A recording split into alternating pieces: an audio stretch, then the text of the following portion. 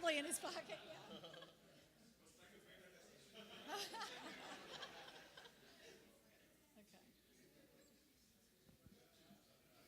Okay, perfect. And then it's just... Okay, good evening. My name is Deanna Charles, and I'm the founder of Mambo, and Jeevan is my developer. So this is great. If there are questions I can't answer, I will call on him. Okay, so this is the problem, and it's illustrated nicely here. Somebody walking past all this, pollution on the ground, and all these people trying to catch her attention. And today, you'll see a lot of students just fixated on their phones. And so, unfortunately, the students are on their phones and they're talking to each other, but they're not actually making real connections. They're just having superficial relationships. And they do check their phones about 150 times a day, but they actually don't really know what's going on in the world around them. So Mambo is a social engagement platform designed to enhance community by making activities accessible. Essentially, it makes social media social. It is adaptable to any community. Basically, resorts, churches, universities can customize whatever categories they deem noteworthy that people might pay attention to, and they can just change it at random also. So you can put holiday on there and then change the holiday that people might be interested in.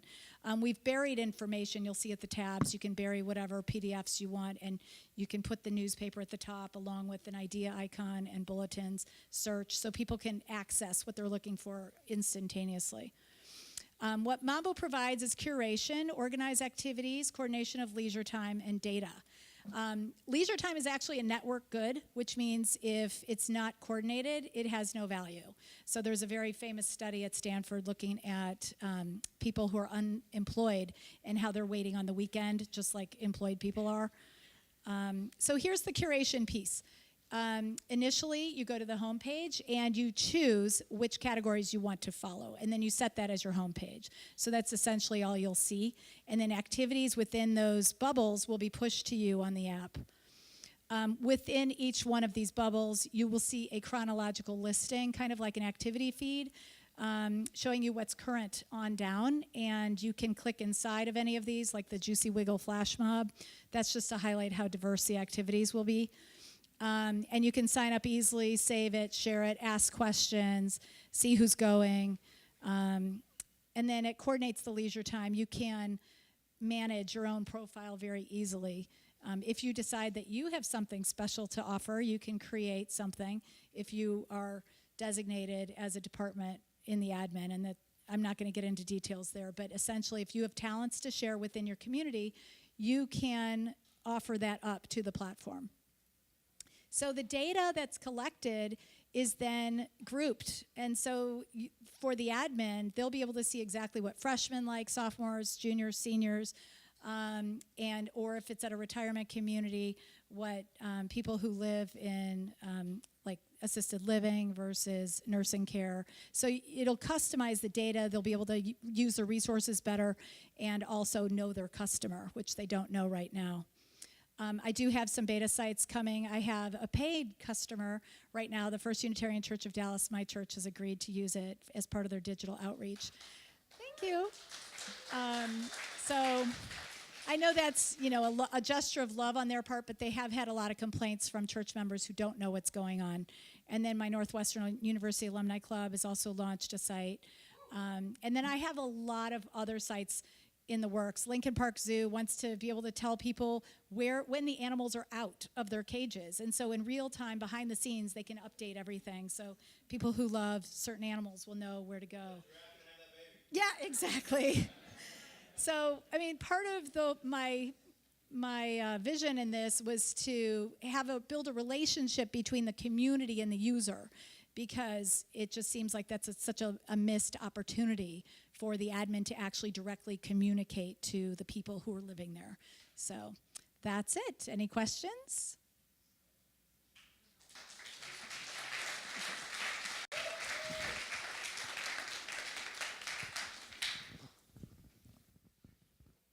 Wow, it was that easy to understand. I'm excited. Okay. Maybe I did not read it well. So what is it that you're doing different that Facebook events those are not doing today? Right. Well, it is basically trying to do the same thing, but in a lot shorter time period. And those nets are much wider. So this is for closed network community. So you can bulk upload the emails, and only those people in the community are involved. And so if you're an outsider, you can be given guest access, but it's basically invitation only. And I guess that's what's different with Facebook and some of the others. Yes? Oh, go ahead. So is the differentiator for you kind of the interface that you're kind of doing it on, or like the invitation-based model? Well, Jeevan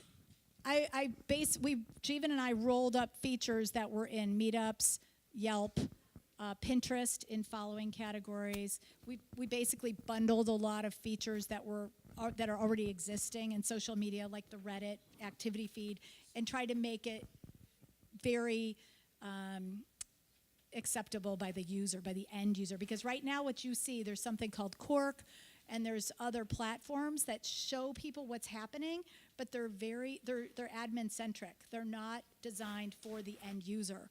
And so we basically decided to have two platforms, one that the admin controls and one that the user will benefit from, instead of trying to compromise, because the compromise never ends up being used by the end user, because they're tracking, and people don't like seeing that they're being tracked. And so we're hoping that this strikes the balance that's necessary and makes it attractive enough that people will use it, because there's a lot out there that people aren't using. So, okay. Any other questions? In the age of a lot of different social media platforms, is it possible to kind of sign in somehow, some way with all the other information I've given on my other social media platforms, so it kind of streamlines the sign-up process?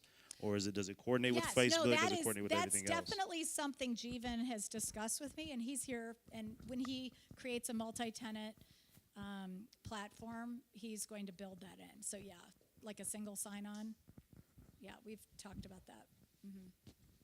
But Facebook is something I think students love to hate. But they can't dissociate themselves from it because all their friends are on it. But it doesn't make them feel good when they use it, and so. It just makes everybody feel self-conscious. So I'm trying to not do the likes and do things that make people feel bad, but boost them up and show them that they have talents that they can share and people that they can meet. And I think within the first 40 days, students are supposed to find their friend group. So there's a lot of pressure on new students or new people to kind of find their niche, and it's easy for them to just be isolated. And once they're isolated, then they're alone and they get sad and depressed and anxious. And I'm really trying to solve the problem of that by making it easier for them to find what they like and engage in the right way, in a healthy way. I'm going to kind of feed off of that question where he said sign in. I'm over here off of Facebook, but if you create your own sign-in, you won't be tracked with your previous likes or your Pinterest likes, so you can start fresh. That's an interesting point, right? So is that what you're kind of going for? Yeah, I guess we haven't weighed the pros and cons of that. I guess there is a con. Because that's what I would like sign-in. if I used it, because you said it was going to be user-based, Right. and I could like it, and if I'm not being tracked, Right. it wouldn't change. And That's if you're an not excellent going to be point. targeting with different marketing, Right. then it's going to be truly oriented to what I choose. Yeah, and this is probably why because Trog is in this room too, and he's a big consultant for me, and he did elucidate some cons with the single sign-on. So it's a complicated issue. It's going to take a lot of figuring out, but there is an app, and so the app is basically a notifier that will push the activities to you based on what you've chosen in your settings, and then hopefully you can wake up in the morning and see what you might be missing before you watch one more Netflix episode. So you can have like a real life experience instead of just living in the virtual world. And I know that's probably sacrilege to say here. Actually, this is interesting. How about do you guys have iPhone application, Android? Do you have apps like Apple or Android? Mm-hmm. Do we still have to go? Do we have to go to website or? So are you asking if we are on the iTunes store and Google? It's actually at the iTunes store as we speak. And so Jeevan's been talking to them, giving them the information they need. And then the Google developer application is already in the works too. So hopefully that won't be too much longer. Yes. Okay. Thank you, everyone.